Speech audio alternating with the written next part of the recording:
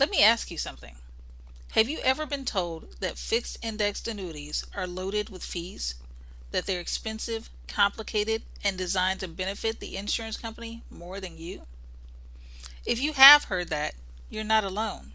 It's one of the most common things people bring up when we start talking about retirement income planning. But here's what I want you to know. Have the people saying that actually looked at the numbers? Because most of them haven't. Today, we're going to do something most financial videos never bother to do. We're going to open the books and look at the real numbers, side by side, so you can decide for yourself. I'm going to walk you through 3 specific comparisons, and by the time we're done, I think the fee question is going to look very different to you than it does right now. Let's get into it. Before we can talk about whether fixed index annuities, or FIAs, are too expensive, we have to clear up the single biggest source of confusion in this entire conversation. Most people who say annuities have high fees are not actually talking about fixed indexed annuities.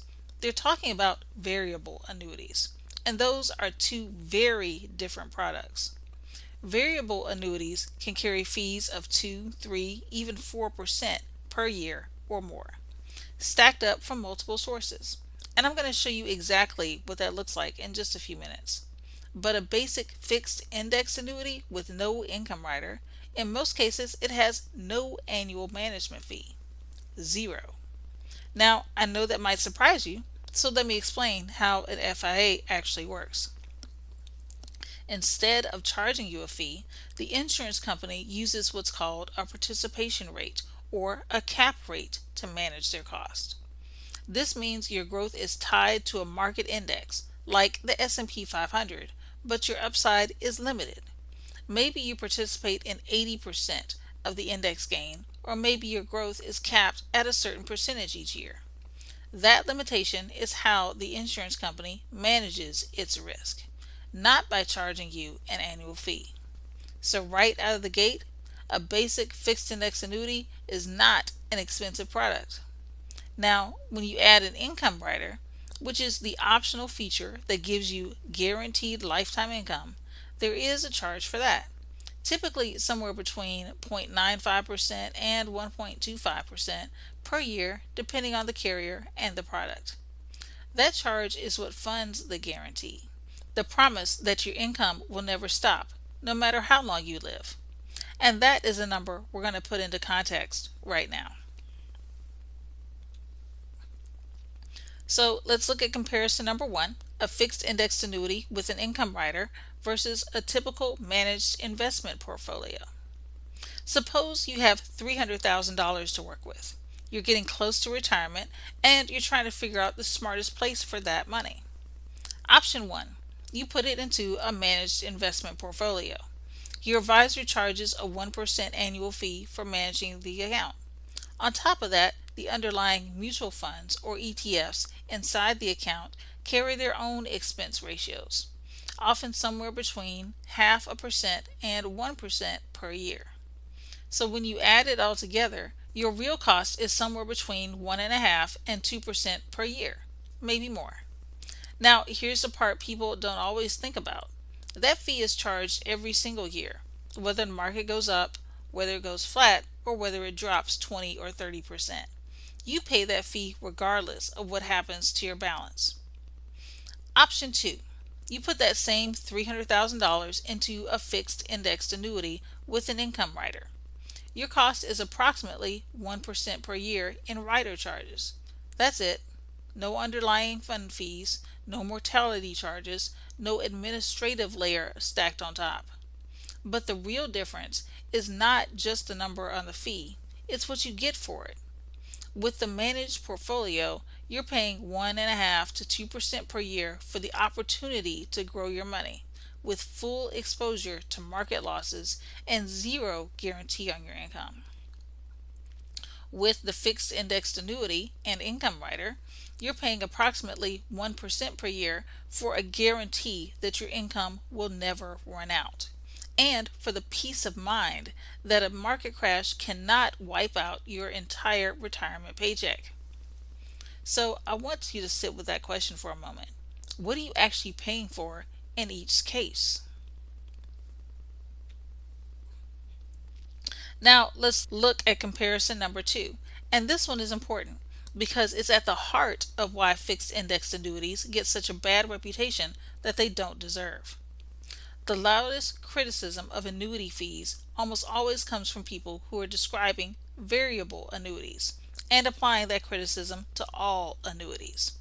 That's like saying all cars are expensive because someone priced out a Ferrari. Here's what the fee structure on a variable annuity actually looks like. Variable annuities typically carry a mortality and expense charge. That covers the insurance risk the company has taken on. Then there are administrative fees. Then there are the underlying sub-account fees, which are similar to mutual fund expense ratios. And if you want any kind of income guarantee or death benefit, you add rider charges on top of all of that. Stack all of those together, and you're looking at total annual costs of 3 to 4%, sometimes more, every single year. And here's the part that should give anyone pause. After paying 3 to 4% in annual fees on a variable annuity, your account value is still fully exposed to market losses. You can pay all those fees and still watch your balance drop 30% when the market pulls back. Now compare that to a fixed indexed annuity. No mortality and expense charge, no sub-account fees, no administrative layer in most products, just the optional rider charge, around 1%, if you elect the guaranteed income benefit. 1% versus 3 to 4%. And with the fixed indexed annuity, your principal is protected from market loss. If someone is going to raise the fee question about annuities, the variable annuity is the product that deserves that scrutiny, not the fixed indexed annuity. And knowing the difference between these two products is essential before you accept any blanket criticism of annuity costs. Now, I want to shift the conversation because we've been talking about what something costs, but there's another number nobody puts on the table, and that's the cost of not having a guarantee. Here's a real scenario. Let's say a retiree has $400,000 saved and they're drawing $2,000 per month to cover living expenses. That's a pretty common situation. In year two of retirement, the market drops 35%. It's happened before, and it'll happen again. Without a guaranteed income floor, that retiree has a serious problem. Their account has just dropped significantly, and they still need $2,000 every single month. So they're forced to sell assets at depressed prices just to pay their bills. They're locking in those losses, and every dollar they take out at those low prices is a dollar that is not there to recover when the market comes back. That's what we call sequence of returns risk, and it's one of the biggest threats to a retirement plan that most people never see coming until it's too late. But the damage is not only financial. When retirees watch their accounts drop and feel forced to make decisions under pressure, the emotional cost is enormous. Fear-based decisions, reduced spending, anxiety about whether the money is going to last. The retirement they plan for starts to shrink right in front of them. Now here's the reframe I want you to consider. Paying approximately 1% per year for a guaranteed income rider means that no matter what happens in the market, no matter how deep the drop or how long the recovery takes, your income continues. The check keeps coming. You don't have to sell at the bottom. You don't have to make fear-based decisions. You have a floor. And here's the question that puts it all in perspective. What is the cost of running out of money at age 85? There is no fee on a prospectus that captures that number, but it is the most important number in the conversation. Let me bring this all together. Comparison 1. A FIA with an income rider charges approximately 1% per year. A typical managed investment portfolio charges 1.5 to 2% or more per year, every year, with no guarantees and full market exposure. Comparison 2. A FIA with an income rider charges approximately 1% per year. A variable annuity can stack up to 3 to 4% in total annual fees and still leave you fully exposed to market losses. The FIA is not the expensive annuity, the variable annuity is. Comparison 3.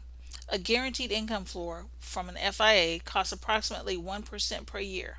The alternative, no guaranteed income floor, comes with the hidden costs of sequence of returns risk, behavior risk, panic selling, and the very real possibility of outliving your money. So when you look at what you're actually getting for that cost, principal protection, a guaranteed income stream you can't outlive, and the emotional security to leave your growth money alone and let it work, the question may not be whether a fixed index annuity is too expensive. The question may be whether you can afford not to have one.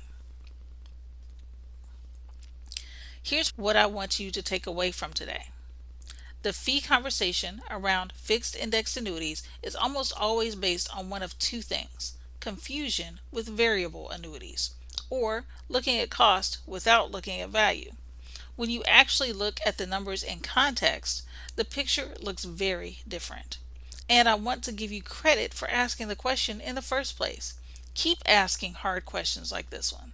This is exactly how you make good retirement decisions, not by accepting what you heard from someone who never looked at the numbers. If you'd like to learn more, take a look at the free booklet called Retire Smart. It's linked on the page in the description box. If you found this video helpful, please give it a thumbs up and subscribe so you don't miss the next one. I'm Shonda Prescott, and this is Retirement Security Simplified, where we specialize in turning confusion into confidence, one conversation at a time.